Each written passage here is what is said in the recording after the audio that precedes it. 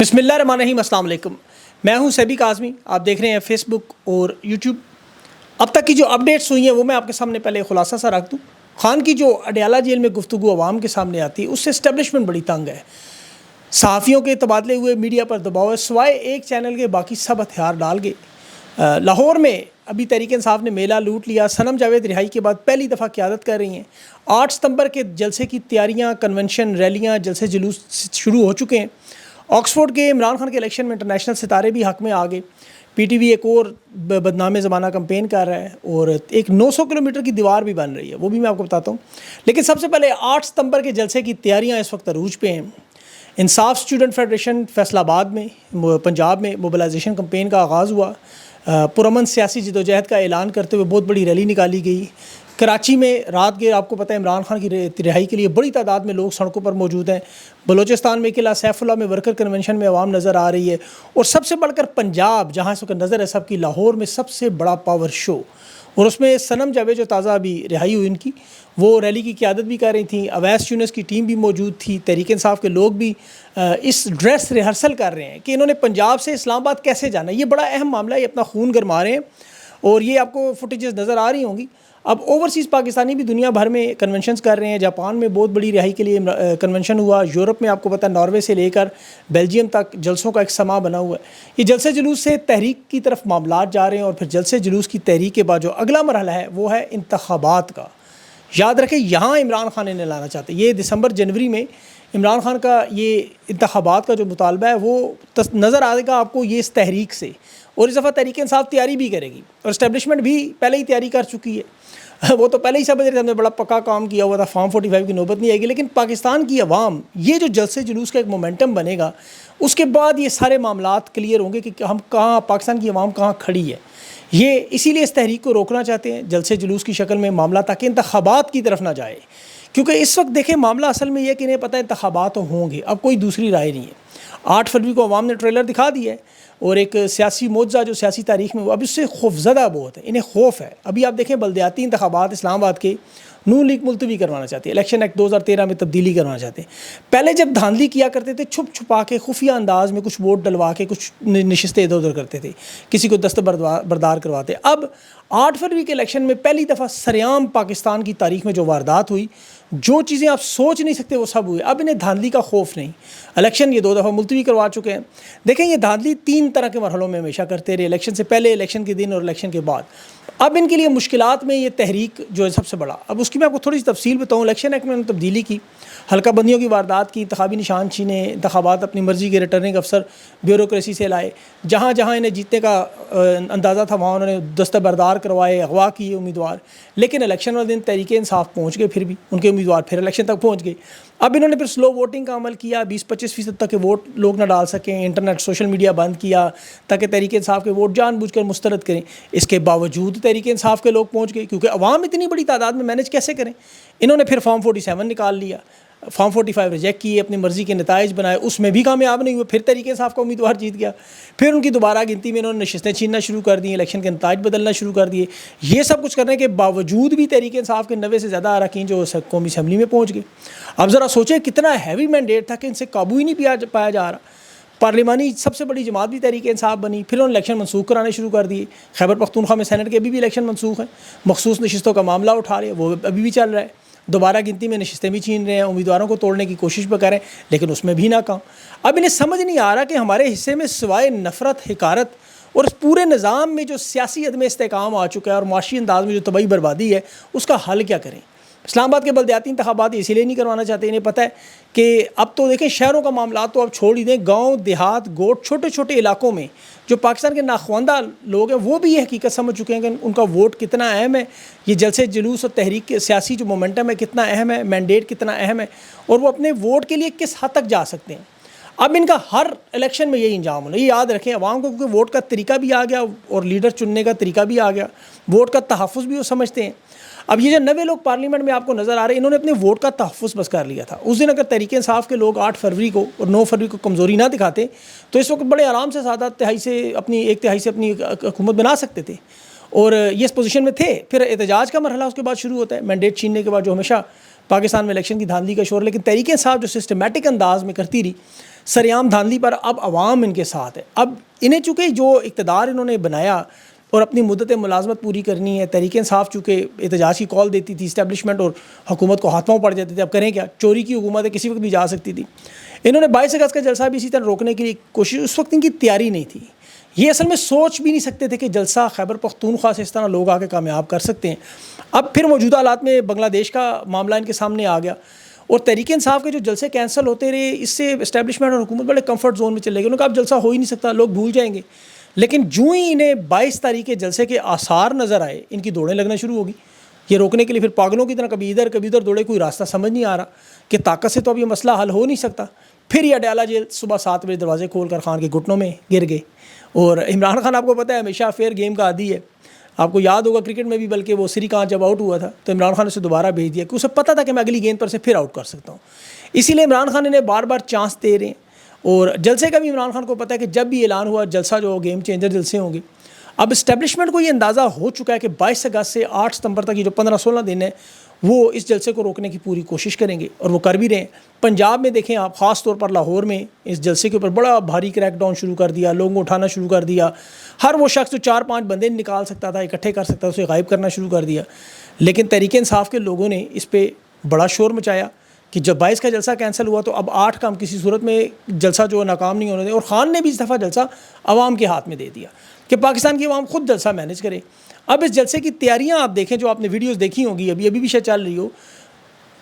پاکستان کی عوام اس وقت بالکل اپنے حالات سے تنگ ہے. انہیں پتہ ہے کہ جب تک یہ حکومت کے لوگ تبدیل نہیں ہوں گے ان کی زندگیاں نہیں بدل سکتی. وہ اس چیز کو بالکل پتھر پہ لکیر سمجھ چکے ہیں. وہ تحریک انصاف یا عمران خان کے لیے نہیں، اپنے حالات کے لیے لڑ رہے ہیں. پھر اداروں میں بھی لوگ ہیں، سیاستدان بھی ہیں، بیوروکریٹس بھی ہیں، ججز بھی ہیں. اور سب سے بڑھ کر اب 90% عوام یہ چاہتی ہے کہ یہ تبدیلی ہو. اور یہ تبدیلی اب پتھر پہ لکیریں ہونی ہے، آج ہو یا کل ہو. اب دیکھیں ججز جو الیکشن کی دھاندلیوں کے کیسز سن رہے ہیں، ان پر یہ انہوں نے ریفرنس بنانے شروع کیے، ان کے کیسز بنانے شروع کیے. طارق محمود جہانگیری جو فارم 45 مانگ رہے تھے نون لیگ کے تینوں نشستوں سے، ان کی ڈگری کا انکشاف کر دیا. تحقیقاتی رپورٹ انہوں نے بنائی جی، انکوائری رپورٹ وزارت داخلہ کو. اب یہ 1989 کا کیس ہے، 35 سال پرانا کیس. انہوں نے 182 صفحوں کی رپورٹ بنائی کہ کراچی یونیورسٹی کا عملہ بھی ڈھونڈ لیا، وہ کردار بھی پیدا کر لیا، وہ ریکارڈ بھی پیدا کر لیا. حالانکہ اس پہ جہانگیری صاحب کے والد کا نام بھی مختلف ہے. انہوں نے کہا نہیں جی مختلف نام تھا، وہ کوئی اور جہانگیری تھا. لیکن کراچی یونیورسٹی میں انہوں نے کہا جی تو حاضری کے لیے نہیں آتے، رجسٹر بھی نکل آیا، 1988 کے پرچے بھی انہوں نے ڈھونڈ لیے، چھٹی کی درخواستیں بھی نکال لیں. بلکہ وہ سی ڈی اے میں جب وہ اسسٹنٹ ڈائریکٹر کے طور پہ کام کرتے اس دوران معلومات بھی لے لیں کہ یہ تو کراچی گئے ہی نہیں. اس وقت انہیں 35 سال پرانا ریکارڈ. اب ان کی ایفیشنسی دیکھیں کہ 35 سال پرانا ریکارڈ نکال سکتے ہیں، لیکن نواز شریف کی money trail, Panama leak, Dubai leaks, Pandora papers, Panama papers, Surrey میل، نیپکن کے اپنے بنائے ہوئے کیسز، رسیدیں، منی ٹریل یہ نہیں دے سکتے. اربوں روپے کے ریکارڈ آپ کو پتہ ہے کہ میٹرو میں جلے، نندی پور میں جلے، پروجیکٹ آشیانہ میں جلے، صاف پانی پینے کے منصوبوں میں جلے، ان کے ریکارڈ کو آگ لگ جاتی تھی. لیکن طارق محمود جہانگیری صاحب کا ریکارڈ 1988 سے ان کے پاس پڑا ہوا ہے. انہوں نے پتہ نہیں قوم کو کہ چڑیا سمجھا ہوا ہے. یہ سوشل میڈیا کا دور ہے، 2 منٹ میں ان رپورٹس کا پوسٹ مارٹم ہو جاتا ہے. ابھی تو طارق محمود جہانگیری صاحب خود تو بولے نہیں، سوشل میڈیا میں البتہ پروفیسر ریاض ان کے لیے آ گیا، جس طرح وہ الیکشن میں لیاقت چٹھا آ گیا. اب ان کے لیے سب سے بڑا مسئلہ یہ ہے کہ آوازیں کس طرح بند کریں. سب سے بڑا مسئلہ اس میں دیکھیں، انہوں نے عمران خان میں جو کہ اڈیالہ جیل میں جو رپورٹرز جاتے ہیں، جو گفتگو ہوتی ہے صحافیوں کی مدد سے، یہ آپ کے سامنے عوام کے سامنے ساری معلومات آتی ہیں. نواز شریف بھی جیل میں تھا، بے نظیر بھی تھی، آصف زرداری بھی تھا، لیکن کبھی کسی نے کوئی دلچسپی نہیں لی. ان کی جیل کا کسی کو پتہ بھی نہیں تھا، کیونکہ وہ جیل ایسی تھی کہ زیادہ شاید وہ خبریں کہ جو ایڈیٹر لکھتے ہیں کہ زرداری کے پاس اداکارہ نور خدمت کے لیے جایا کرتی تھیں، تو پھر ان کی جیل کس نے دیکھنی تھی؟ ان کی جیل مختلف تھی. یہاں اڈیالہ کی جیل میں خان کی عملے کے ساتھ محبت ہوتی ہے، یہ لوگ عملہ تبدیل کر دیتے ہیں. رپورٹر جا کے خان کی حالت دیکھتے ہیں، حقائق بتاتے ہیں، کیونکہ حکومت دعویٰ کرتی ہے خان 5 سٹار ہے. صحافی جا کے ساری اصلیت باہر لے آتے ہیں. یہ کہتے ہیں خان پریشان ہے، خان ڈیل مانگ رہا ہے. صحافی بتاتے ہیں عمران خان تو مسکرا رہا تھا، وہ تو ہنس رہا تھا، وہ تو ان کا مذاق اڑا رہا تھا، وہ تو پھر کوئی نہ کوئی ایسی بات کرتا ہے کہ ان تمام. پھر انہوں نے کہا کہ ان تمام صحافیوں کو جو نہیں مانتے انہیں تبدیل کروائیں کہ ڈیوٹیاں بدلیں، نئے رپورٹرز لائیں جی. اداروں پر زور ڈالا. ایک جیو کی خبر ابھی تک کہ وہ ان کا رپورٹر نہیں بدلا، باقی سارے رپورٹرز نے بدلا دیے ہیں کہ یہ خان سے ملتے ہیں تو کیوں اپنی آنکھوں دیکھا حال آ کے باہر بتاتے ہیں کہ جی خان حشاش بشاش ہے، پریشان نہیں ہے، گھبرایا نہیں ہے، ڈٹ کے کھڑا ہے. انہیں بڑی تکلیف شروع ہو جاتی ہے اس وقت، کیونکہ اعصاب توڑنے کی ساری بات ہے، انا کا مسئلہ ہے. تو اب ان صحافیوں کی دیکھیں بڑی خدمات ہیں، ان کو جتنا خراج تحسین پیش کریں، اپنی جان بھی خطرے میں ڈالتے ہیں، اپنے اہل خانہ کو بھی، اپنی نوکریوں کو بھی، اس کے باوجود کوریج کر کے حقائق ہم تک پہنچاتے ہیں. ان کی بڑی مہربانی ہے یہ سارے بڑے اچھے دوست ہیں، اب کس کس کا نام آپ کو بتایا جائے. یہ بہت ساری معلومات پہنچاتے ہیں مختلف ذرائع سے، وہ پھر خبریں آپ تک پہنچتی ہیں عوام کو ایک ایک چیز کا. اور یہی سب سے بڑا مسئلہ ہے، یہ جو آپ لوگ دیکھتے ہیں اور سنتے ہیں، یہی سب سے بڑا مسئلہ ہے ان کا. یہ چاہتے ہیں کہ منفی بات کریں کہ خان گھبرا گیا، خان پریشان ہے.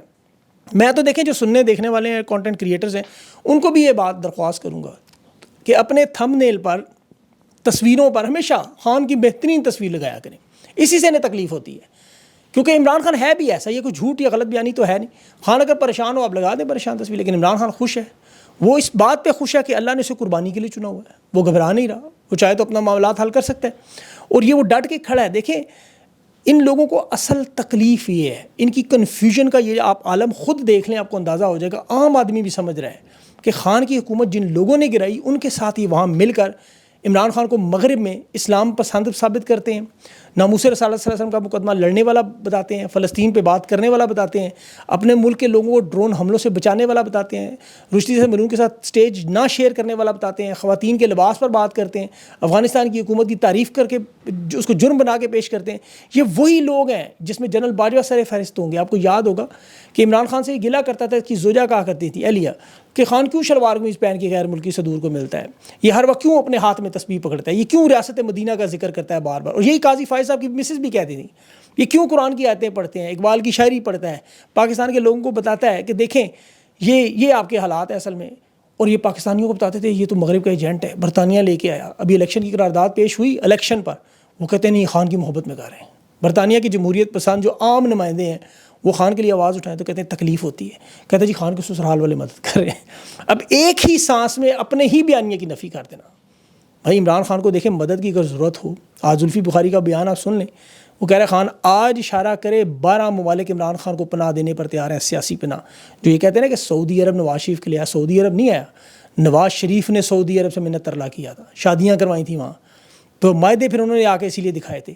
خان آج ایک اشارہ کرے 12 ممالک ایسے ہیں جو کہتے ہیں خان صاحب یہاں آ کے سیاسی پناہ لیں، لیکن خان نظریے سے پیچھے نہیں ہٹ رہا. اور یہی وجہ آج اس کا قدم آپ کے سامنے، عوام کے سامنے کہا ہے کہ آکسفورڈ میں پڑھنے والے بڑے بڑے جو ستارے ہیں وہ خان کی حمایت میں کیوں کھڑے ہیں. ابھی رینو مکری دیکھیں، وہ 2.5 ملین، اس کے 25 لاکھ فالوور ہیں ٹویٹر پہ، ایکس پہ، وہ عمران خان کی حمایت کیوں کر رہا ہے. وہ کہتا ہے چانسلر کے لیے سب سے موزوں شخص یہ ہے. اور ابھی آپ کو مزید اس ہفتے میں لوگ نظر آئیں گے، بہت سارے لوگ. وہ کہہ رہا ہے اس نے کینسر اسپتال بنایا، غریبوں کی مدد کرنے والا ہے، انشورنس اس نے متعارف کرائی، 1 ارب درخت اس نے لگائے، یہ سیاست میں حقیقی معنوں میں تبدیلی لایا. کرکٹ کا تو بڑا ستارہ اور سیلیبریٹی تو تھا ہی، اس نے اپنے ملک کی عوام کو ان کے حقوق دلانے کے لیے جدوجہد کی، اور یہی دنیا دیکھتی ہے. اب یہ جو اس ہفتے میں جو الیکشن کوریج مل رہی ہے، اس سے اب یہ لوگ امبیسیز میں جو امبیسڈرز ہیں ان لوگوں کو پریشر ڈال رہے ہیں، اور دنیا دیکھ رہی ہے. لیکن دیکھیں 393 دن آج کو خان ہو گئے ہیں جیل میں. تو آپ چند لوگوں کو تو بیوقوف بنا سکتے ہیں، لیکن ساری دنیا کو تو نہیں بنا سکتے. چاہے سرکاری ٹی وی پہ کمپین چلائیں، کیبل ٹی وی پہ چلائیں، ہر ذی شعور شخص پوری دنیا میں خان کے لیے اس لیے آواز اٹھاتا ہے کہ وہ تنہا لڑ رہے ہیں، اور اسی لیے وہ امن سے محبت بھی کرتا ہے. اس نے امریکہ کی مدد کی، وہ 27 سال پھنسے رہے، انہیں افغانستان سے راستہ دلوایا، دوحہ میں مذاکرات کرائے، ایران سعودیہ کو قریب لے کے آیا. ملک میں 3.5 سال امن کرنے والا شخص، وہ اپنے ملک کو ریاست مدینہ بنانا چاہتا تھا. وہ خواتین کے پردے کی بات کرتا ہے، انہیں تکلیف ہوتی ہے. ڈونلڈ ٹرمپ پہ کیوں نہیں تکلیف ہوتی؟ اس کی باتیں سنیں، وہ کہہ رہا ہے افغانستان کی عورتیں پردہ کرتی ہیں، تمہیں کیا تکلیف ہے؟ عمران خان بھی یہی بات کرتا تھا. اور وہ واحد شخص ہے جو مشرق اور مغرب دونوں کو جانتا ہے. یہی وجہ ہے مشرق ہو، مغرب ہو، شمال و جنوب، ہر بندہ اس کے لیے آواز ہے. ہندوستان جیسے لوگ اٹھا رہے ہیں وہاں کہ وہ مذاکرات کا حامی ہے، اینٹی وار. ابھی دیکھیں انہوں نے خود کالعدم تنظیموں کے ساتھ مذاکرات کیے، اپنے بندے چھڑوائے، طاقت سے چھڑوا لیتے. عمران خان بھی تو یہی کہتا ہے، مذاکرات، کیونکہ وہ ڈیموکریٹ بھی ہے، سیاستدان بھی ہے. تو ان سب معاملات کا حل بھی یہی ہے. اللہ ان کو عقل دے، یہ جتنی مرضی کوشش کر لیں، آخر میں آپ کو پتہ چال ایک اللہ جو چلتا ہے کامیاب وہی ہوتی ہے، اور وہ انشاءاللہ آپ کو ہوتی ہوئی نظر بھی آئے گی، کیونکہ عوام اٹھ رہی ہے، جاگ رہی ہے پرامن. اپنا خیال رکھیں، مجھے اجازت دیں، اللہ حافظ.